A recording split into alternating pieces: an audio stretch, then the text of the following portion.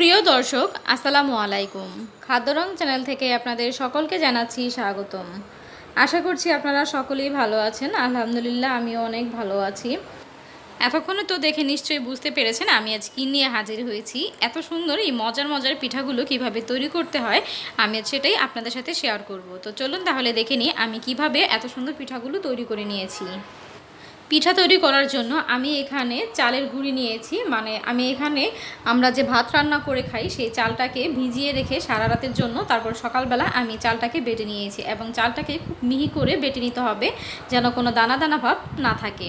তো দেখতে পাচ্ছেন আমি খুবই ভালো করে কিন্তু চালটাকে বেটে নিয়েছি এবং অল্প অল্প পানি দিয়ে বেটে নিয়েছি। দেখতে পাচ্ছেন খুব বেশি পানি দেওয়া যাবে না, আর এর মধ্যে তেমন কিছুই দিতে হয় না, শুধু একটু লবণ দিয়ে দিলাম পরিমাণ মতো। এবার লবণটাকে এই চালের মিশ্রণটার সাথে খুব ভালো করে মিশিয়ে নিচ্ছি।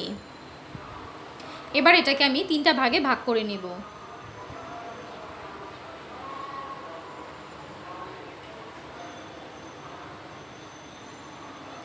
তো আমি 3টি বাটিতে নিয়ে নিচ্ছি এবং এর মধ্যে আমি কিছুটা রং মেশাবো। একটা ভাগ আমি রেখে দিব, এটা সাদাই থাকবে, আর 2টার মধ্যে আমি রং মেশাবো। তো এখন এর মধ্যে আমি দিয়ে দিচ্ছি সামান্য পরিমাণে জর্দার রং। এবার জর্দা রংটাকে আমি চালের মিশ্রণের সাথে খুব ভালো করে মিশিয়ে নিচ্ছি। আপনারা চাইলে এটা আতপ চাল দিয়েও করতে পারেন, আবার চাইলে আমরা যে ভাত রান্না করে খাই নর্মাল সেদ্ধ চাল সেই চালটা দিয়েও করে নিতে পারেন। তবে আমি ভাতের চাল দিয়েই আজকের পিঠাটা তৈরি করেছি। রংটা খুব ভালো করে মেশানো হয়ে গেলে একটা সাইডে রেখে দিব বাটিটা এবং অন্য একটি বাটি নিয়ে নিচ্ছি। এর মধ্যে আমি এখন রেড ফুড কালার দিয়ে দিব। দেখতে পাচ্ছেন খুবই সামান্য পরিমাণে কিন্তু দিয়েছি। খুব ভালো করে মিশিয়ে নিচ্ছি। এবার এটা কিন্তু এখন গোলাপি কালার হয়ে যাবে, এটা কিন্তু রেড থাকবে না, যেহেতু চালের মিশ্রণটা সাদা এবং আমরা রেড কালার ফুড কালার নিয়েছিলাম। তো দুইটা একসাথে করলে কিন্তু এটা গোলাপি কালার হয়ে যায়। তো দেখতে পাচ্ছেন আপনারা কালারটা কীরকম হয়েছে। আমি প্রথমে 3টি ভাগে ভাগ করে নিয়েছিলাম, তারপরে আমি ওইখান থেকে আরও কিছুটা নিয়ে নিয়েছি চালের মিশ্রণ। এর মধ্যে আমি এখন সামান্য হলুদ গুঁড়ো দিয়ে দিচ্ছি। আমরা রান্না করে খাই যে হলুদটা, সেই হলুদ থেকে আমি সামান্য পরিমাণে হলুদ দিয়ে একটা হলুদ কালার রং করে নিয়েছি। আপনাদের কাছে যদি ফুড কালার থাকে তাহলে সেটা দিয়ে দিতে পারেন। তো আমি এখানে 4টা কালার নিয়েছি, সাদা, গোলাপি এবং একটা হচ্ছে জর্দা কালার আর একটা হচ্ছে হলুদ কালার। তো আমি সিরিঞ্জ নিয়ে নিয়েছি 4টা। যে কোনো ফার্মেসিতে এই সিরিঞ্জগুলো কিনতে পারবেন এবং এগুলো বাসায় এনে কিন্তু পানিতে অবশ্যই ভালো করে ফুটিয়ে নিতে হবে, ভালো করে ধুয়ে পরিষ্কার করে নিতে হবে। তারপরে আমরা এটার ভিতরে চালের মিশ্রণটা ঢুকিয়ে নিচ্ছি। এইভাবে হাত দিয়ে চেপে চেপে দিলেই কিন্তু এটা সুন্দর মতো ঢুকে যাবে। তো আমি সবগুলো এইভাবে নিয়ে নিচ্ছি।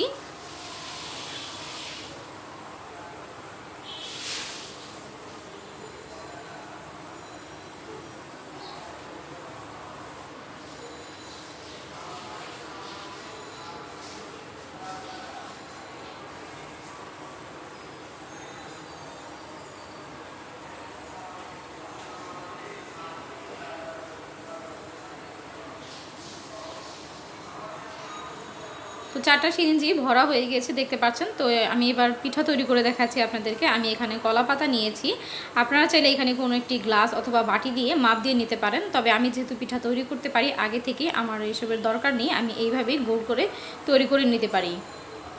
তো আমি দেখাচ্ছি কিভাবে করে নেবেন। এইভাবে হালকা হাতে চাপ দিবেন এবং এইভাবে ঘুরিয়ে ঘুরিয়ে কিন্তু এই সুন্দর পিঠাটি তৈরি করা যায়। আপনারা যে কোনো ডিজাইন দিয়ে করতে পারেন, আপনাদের পছন্দ অনুযায়ী করতে পারেন। প্রথমে আমি সাদাটা দিয়ে করে নিয়েছি একটা লেয়ার, এরপর আমি নিয়েছি গোলাপি কালার, সেটা দিয়েও আমি সেমভাবে এইভাবে করে নিব। দেখতে পাচ্ছেন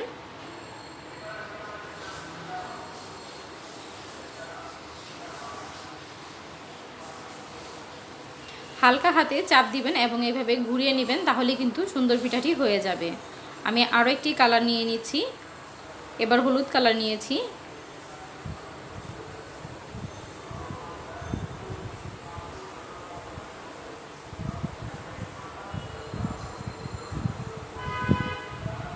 আমি হলুদ কালারটা দিয়ে 2টা লেয়ার দিয়েছি।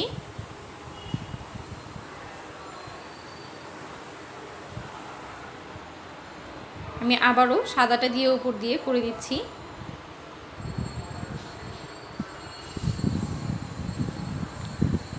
তো তো এবার দেখাচ্ছি, দেখতে পাচ্ছেন পিঠাটা কিন্তু খুবই সুন্দর হয়েছে।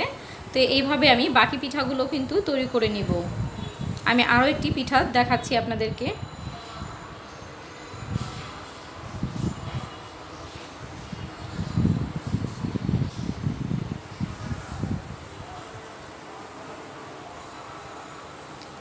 আমি এই পিঠাটা পুরোটাই করে দিব এই কালারটা দিয়ে, জর্দা কালারটা দিয়ে।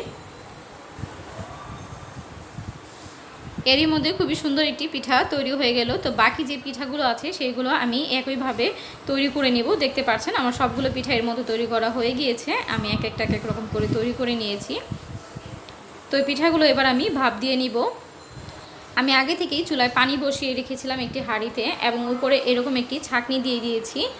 এটা রাইস কুকারের ভেতরে যে থাকে ছাঁকনিটা, আমি সেটা নিয়ে নিয়েছি। এখন যখন খুব ভালো করে ভাপ উঠবে তখন এর মধ্যে আমি পিঠাগুলো দিয়ে দিব এবং ঢাকনা দিয়ে ঢেকে দিব 5 মিনিটের জন্য। 5-6 মিনিটের বেশি সময় কিন্তু লাগে না। তো 5 মিনিট পর আমি ঢাকনাটা খুলে নিচ্ছি। এর মধ্যে কিন্তু খুব ভালো করে পিঠাগুলো সেদ্ধ হয়ে গেছে, ভাপ দেওয়া হয়ে গেছে। তো এটাগুলো আমি তুলে নিচ্ছি। খুবই সাবধানে করতে হবে। এই পর্যায়ে কিন্তু খুবই গরম, দেখতে পাচ্ছেন প্রচণ্ড ধোঁয়া উঠছে। খুবই সাবধানে কাজটা করতে হবে। তো আমি সবগুলো পিঠা তুলে নিচ্ছি। পাতা থেকে কিন্তু পিঠাগুলো এমনিতেই উঠে যাচ্ছে, দেখতে পাচ্ছেন।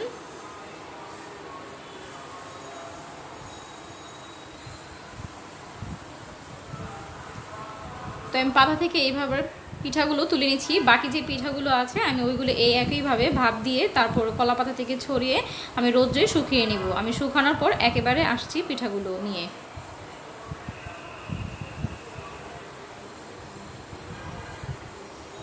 তো এই তো দেখতে পাচ্ছেন আমি রোদ্রে সবগুলো পিঠা শুকিয়ে নিয়েছি। একদম খুব ভালো করে শুকাতে হবে। আমার প্রায় 2 দিন লেগেছিল এই পিঠাগুলো শুকাতে। দেখতে পাচ্ছেন খুবই সুন্দর হয়েছে কিন্তু এই পিঠাগুলো, এবং এটা খেতেও কিন্তু খুবই মজার। এটা কিন্তু অনেক দিন পর্যন্ত সংরক্ষণ করে রাখা যায়। আপনারা এইভাবে কোনো পলিথিনে ভরে তারপরে একটি বক্সে রেখে দিতে পারেন। এটা নষ্ট হবে না, এটা অনেক দিন পর্যন্ত রেখে খাওয়া যাবে। তো আমি কয়েকটা পিঠা আপনাদেরকে ভেজে দেখাচ্ছি। এর মধ্যে থেকে তেলটা যখন খুব ভালো করে গরম হয়ে আসবে তখন পিঠাগুলো এইভাবে ছেড়ে দিলেই দেখবেন সাথে সাথে পিঠাগুলো ফুলে ডাবল হয়ে যাচ্ছে।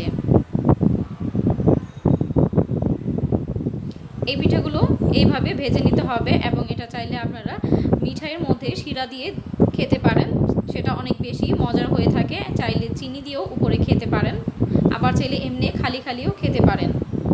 তো পিঠাগুলো ভাজা হয়ে গিয়েছে, আমি তুলে নিচ্ছি ছাঁকনিতে। তেল থেকে তুলে নিচ্ছি পিঠাগুলো। আমি সবগুলো পিঠে এইভাবে ভেজে নেব। তো দেখতে পাচ্ছেন পিঠাগুলো ভাজা হয়ে গেছে, কত সুন্দর লাগছে দেখতে। কিন্তু পিঠাগুলো দেখতে কিন্তু অনেক সুন্দর হয়েছে, এবং এটা খেতেও কিন্তু খুবই ভালো লাগে। চাইলে আপনারা এই ভিডিওটি ফলো করে এইভাবে এই পিঠাগুলো তৈরি করে খেতে পারেন। আশা করছি আমার ভিডিওটি আপনাদের কাছে ভালো লেগেছে। ভিডিওটি ভালো লাগলে অবশ্যই একটি লাইক দিয়ে দিবেন, এবং আমার চ্যানেলে যদি কেউ নতুন হয়ে থাকেন অবশ্যই চ্যানেলটিকে সাবস্ক্রাইব করে বেল আইকনটি বাজিয়ে দিবেন। আমার জন্য সবাই দোয়া করবেন। আমি আবারও হাজির হব মজার মজার রেসিপি নিয়ে।